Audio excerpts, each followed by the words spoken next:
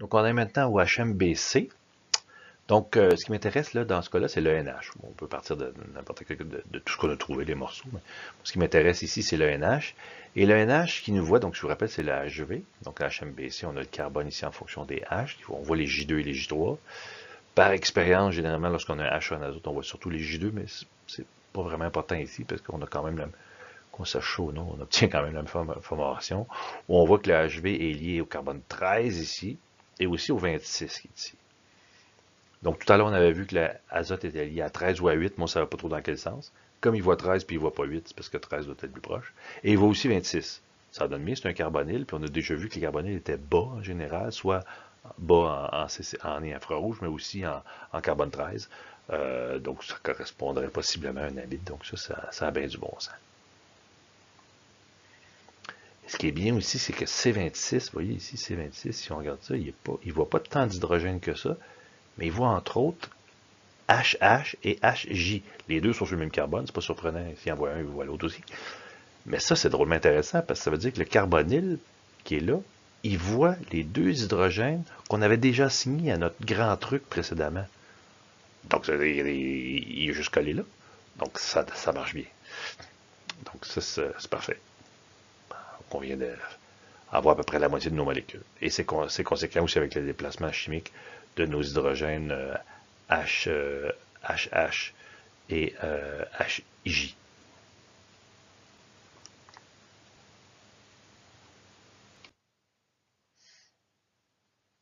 Euh, on a déjà vu que, en fait, je vous disais que, je pense que je l'ai dit au début de la présentation, que la HMBC en général, c'est bon parce que avec les COSI ou les autres trucs, on ne peut pas voir les carbones quaternaires. C'est juste des carbones, donc il n'y a pas d'hydrogène. On voit pas. Donc le HMBC peut être très utile. Donc c'est pour ça que là, je regarde l'autre carbonyle qu'on connaît, le 25. Le 25, ben il voit quoi, le 25? Oh, il voit très bien HU et HX. Et là, on n'apprend pas grand-chose, ils sont juste là. Oups, pardon, je sais pas, j'ai mis mon pointeur. Ils sont juste là, fait que c'est pas très surprenant. 25, ils voient HU et HX. Ben oui, ben oui, ben oui. OK, donc, pour voir ce qu'il y a au-delà de l'azote, par exemple ici. Hein? Donc, si on regarde le 15, hein? Si on regarde le 15 qui est ici, le 15, il voit H et CH. Ben oui, il voit ces deux-là. Le carbone là, un 2, un J2 là, euh, 1, 2 et 3. Donc un J3 aussi. Donc ça, c'est très bien. Qu'est-ce qu'il voit d'autre? Euh, HQ, HQ, c'est mal ici. J'ai mis un point ici. Non, non. Il voit le carbone 2. Ben oui, chaque côté. J'ai dit qu'il voyait à 19. Ah, c'est l'hydrogène Q que je regarde. 19, 23. Il voit pas grand-chose d'autre. Puis 24, 24, il voit rien d'autre. Le 24, il voit rien d'autre. Ouais. Mais le HQ, comme je viens de l'indiquer, oh, oui, il voit une petite affaire le 24. C'est pas rien d'autre. Personne d'autre qui voit le 24. Donc l'hydrogène qui semble être le plus proche du 24 semble celui associé au Q. Donc il doit pas être trop loin, mais le plus proche du Q qu'on peut être, c'est celui-là. Hein? Donc probablement que le 24 doit être là.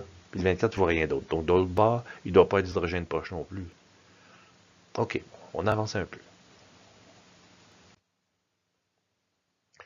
Donc, par rapport à tout ce qu'on a vu, donc 24, 25, 26, maintenant on sait que c'est nos carbonyles.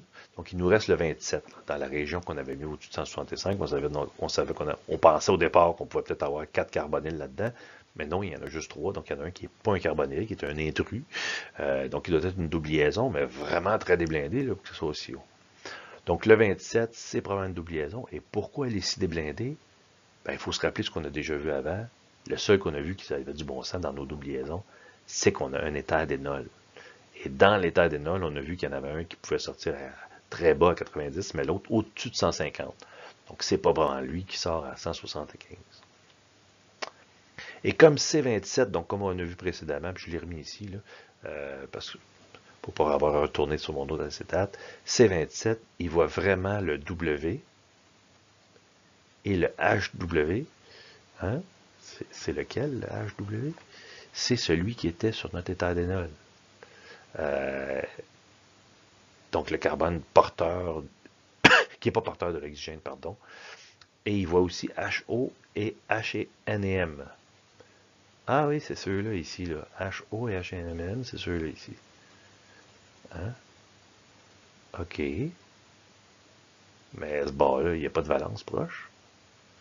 Donc, mon état d'énol semble voir M et N et O, semble voir aussi W, donc qui est sur une double liaison, et mon 27 semble être le carbone de l'état d'énol qui est collé à l'oxygène. C'est pour ça qu'il est ici déblindé. Ben, coudonc, ça veut dire que mon état d'énol doit être pogné après ça pour qu'elle les voit. Puis elle les voit bien, là. Regardez les grosseurs des spots. Par contre, j'hésite. Est-ce que ça, c'est relié directement via ce carbone-là, ou ce serait via l'autre ici? Donc, il est un petit peu plus loin. Ça, ça serait un peu surprenant. On l'a vu tout à l'heure que le M et N, il voyait très bien le O puis le HV, mais qu'il ne voit rien d'autre. Pourquoi il ne verrait pas lui? Il n'y a pas de bonne raison. Mais par rapport à ce que je vois ici, je suis obligé de proposer les deux. Donc, à première vue, ça me semble meilleur, mais bon, peut-être les deux.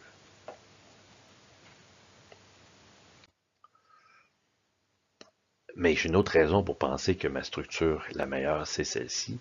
C'est que si on avait ça ici, hein, la constante de couplage entre le carbone qui est ici et la HO qui est ici, parce qu'on la voit très bien, on l'a vu, ça donne un gros spot, ça nous ferait une J combien? 1, 2, 3 et 4 vers l'hydrogène. C'est une constante de HMBC, dans ce carbone-là et cet hydrogène-là. Ça fait commencer à être loin. Oui, il y a une double liaison qui est impliquée là-dedans, mais ça commence à faire loin. Puis en plus, comme je vous disais, ça ne correspond pas au fait que lui ne devrait pas être couplé avec un hydrogène. Donc, moi, je suis pas mal sûr que ça doit être ça. Donc là, on s'en vient pas pire. Hein? On a placé pas mal de carbone. Donc, je récapitule. Hein, les morceaux qu'on a, donc ça, c'est le morceau qu'on vient de faire. On avait aussi ce morceau-là, hein, qu'on vient de placer, le 24 qui était là. On avait notre petite chaîne à 3, qu'on a vu une fois là, grâce au toxi, qu'on n'a pas vu. On le sait qu'on a une triple liaison avec un iode, grâce à notre fameux carbone là, qui sortait très blindé à -6. Donc, si j'additionne tout ça, j'arrive à 24 carbone, 33 hydrogène, 4 oxygène, 2 azote, 1 iode. Donc, qu'est-ce qui me manque? Il me manque 3 carbones, 3 H et 1 Cl pour obtenir ma formule brute qui est ici. Et il reste une double liaison qui est resubstituée. Dans mon lot, je n'ai pas assigné ma quatrième double liaison. Hein. J'en ai une là, j'en ai une là, puis j'en ai une là. Puis j'avais vu en carbone là, qu'on avait 4 double liaisons.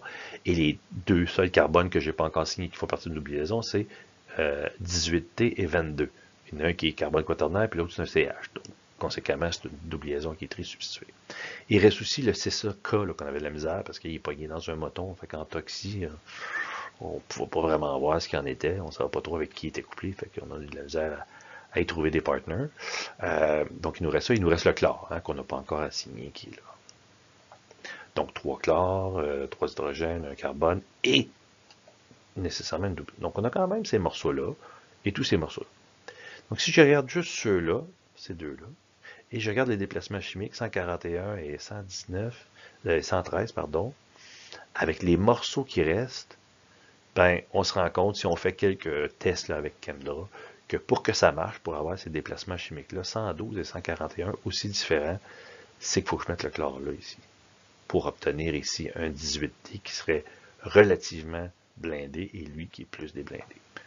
Donc, on y va avec ça. On n'a pas énormément avancé, mais on a quand même relié ces deux-là. Puis il nous reste celui-là ici maintenant à associer à tout ça.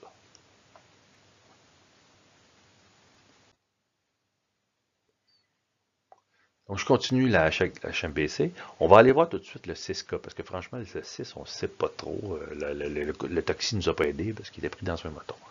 Par contre ici, bon, il est pris avec le 7, mais on est capable de le distinguer grâce à un agrandissement. Et on se rend compte que le 6, il voit le H. Ici, il voit le H. Il n'a pas l'air de voir trop d'autres choses. OK. Ben, le H, c'est, je vous rappelle, qu'il était sur le carbone 12.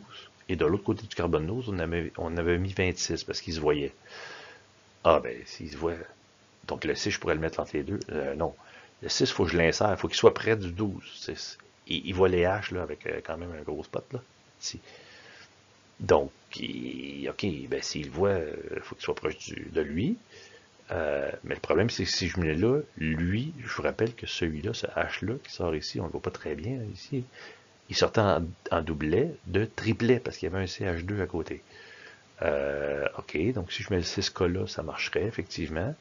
Le 12 qui est ici, le 12, il voit le H. Donc, ces deux-là, ils doivent être un à côté de l'autre. On pourrait peut-être les intervertir. Ça ne change pas la structure. Mais probablement que le 6K est plutôt de ce côté-là. Sinon, le 6K aurait été couplé avec le VS, avec le S, puis c'est pas le cas. Bon, OK. Donc, on continue. Donc, qu'est-ce qu'on a? Donc, ça, on l'avait déjà. Ça, on vient de rajouter le 6K ici. On avait ce morceau-là, on avait ce morceau-là, et on avait ce morceau-là. Là, j'ai tous mes atomes, j'ai marqué le compte est bon.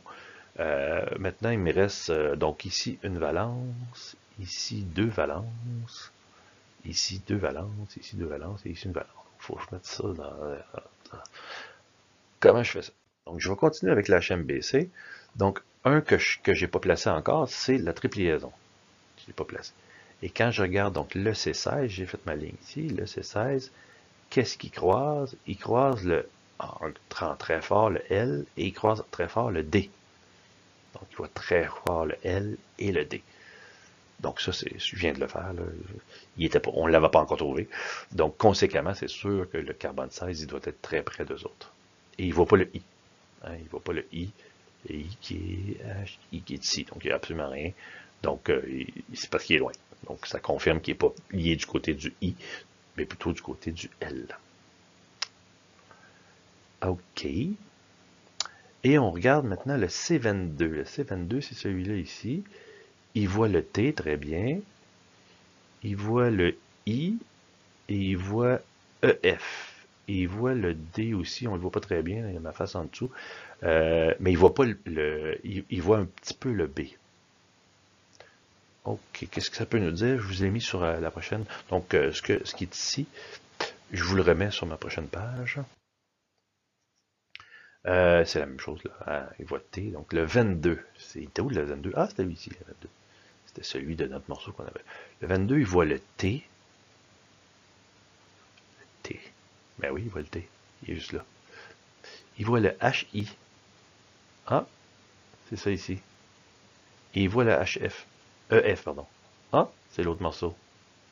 Il voit un petit peu le D qui est plus loin. Et il voit un petit peu le B qui est plus loin. Ah, puis il voit pas le L parce que ça commence à être trop loin. Donc, il y a la entre les deux morceaux, hein, ça donne bien. Il y a une valence là, puis lui, il y en a deux. Donc, on n'est pas pire. Donc, voilà. Donc, ce que ça donne, pardon, il manque un petit peu du bout du i.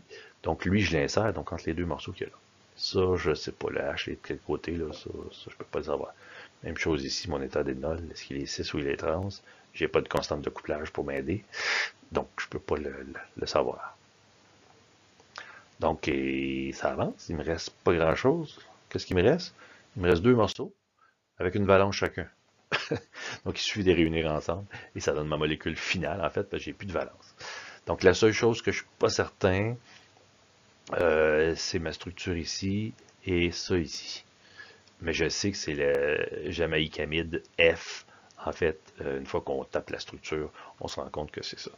Si vous voulez être sûr de la structure de la jamaïcamide, il faudrait faire probablement du nausée. On pourrait dire, voir si ce H-là voit dans l'espace, par exemple, cet hydrogène-là, ou il va plutôt celui-là. Même chose pour le H ici. Donc, s'il était 6 ou est-ce qu'il voit le 8Mn ou il ne le voit pas? S'il était 30, il ne le verrait pas, il serait trop loin. Donc, on pourrait peut-être. Mais là, on n'avait pas l'information dans la thèse du monsieur en question. Donc, vous voyez, tout ce travail-là pour arriver quand même à une molécule relativement complexe. Donc, on met les morceaux ensemble. On pourrait revisiter tout ce qu'on a, tous les petits points qu'on n'a pas. On n'a pas regardé tous les petits points pour aider à s'assurer qu'on a confirmé ça. Pour l'avoir fait, pas en entièreté, mais en revisitant quelques points à quelques endroits pour me rendre compte que, ah oui, ça correspond encore une fois à ce tel couplage, etc. Donc, on est pas mal sûr de notre structure. Donc, voilà pour cette découverte d'un école.